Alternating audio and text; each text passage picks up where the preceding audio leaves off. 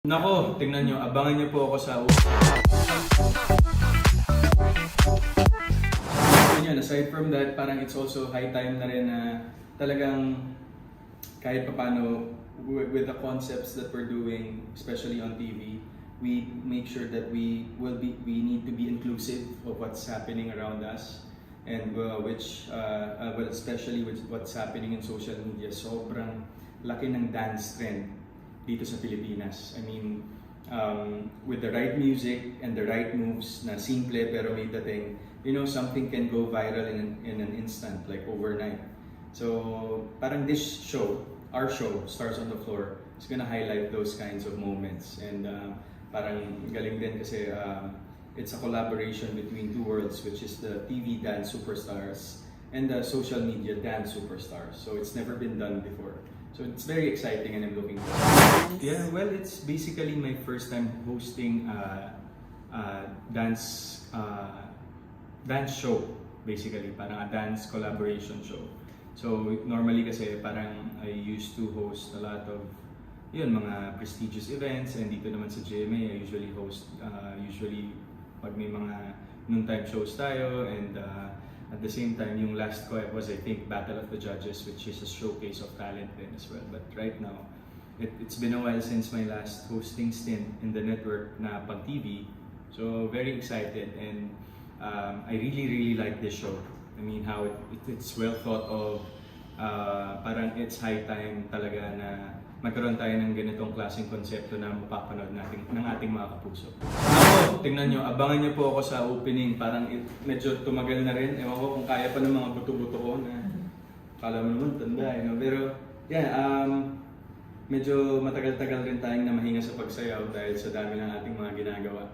Pero nakakamiss din. I mean, minsan parang pag trip ko bago matulog, tinitingnan ko yung mga naging dance prods ko from the past, from a lot of shows here in GMA especially, and also sa mga events na nagawa ko. And parang nare-realize ko rin na parang nakakamiss din pala siya. And then my concerts also, I've done quite a few concerts in the past. So, tingnan natin kung kaya pa natin sumabay. Pero I think kaya pa rin naman. Mukha naman. Warm up lang kailangan. Actually, I'm really excited and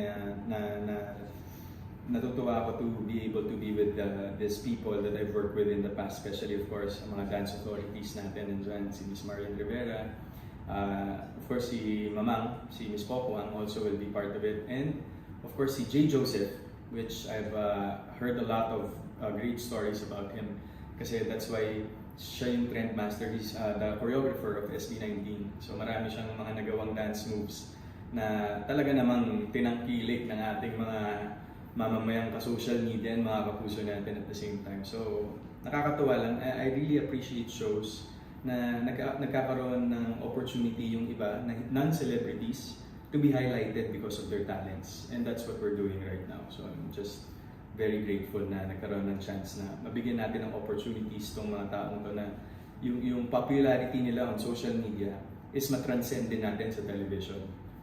And vice versa with our TV superstars as well. Definitely as a host kasi my task is to really like connect everyone, from the host to the judges to the audience to the TV audience and now to the social media audience that we have. So parang ever since naman I started hosting, I see to it that I'm very open to all the people that I get the chance to talk to. Kasi it's very essential that you tell their story properly. Kasi yun, aside from the fact na may talent sila, I think us Filipinos, in our kapusos, when they watch, they latch on the reality of things. Siyempre, makikita nila, like this is a dance collaboration, dance kolabanan. That's, yun yung tawag natin sa mga mangyayari at magaganap sa show na to. Siyempre, first time natin magkakaroon ng ganitong klaseng collab on TV, and it's very interesting to see na kung paano yung magiging dynamics ng mga participants and contestants natin. And my task is really to connect that story towards the audience who's watching us. And preparation-wise, yun lang, parang I just have to be ready. Siyempre, makikinig tayo sa ating mga writers, that's the key. And of course, you got to know the show by heart. And right now, yun yung nararamdaman ko with everything. And whenever I commit to something naman, I always give it my all.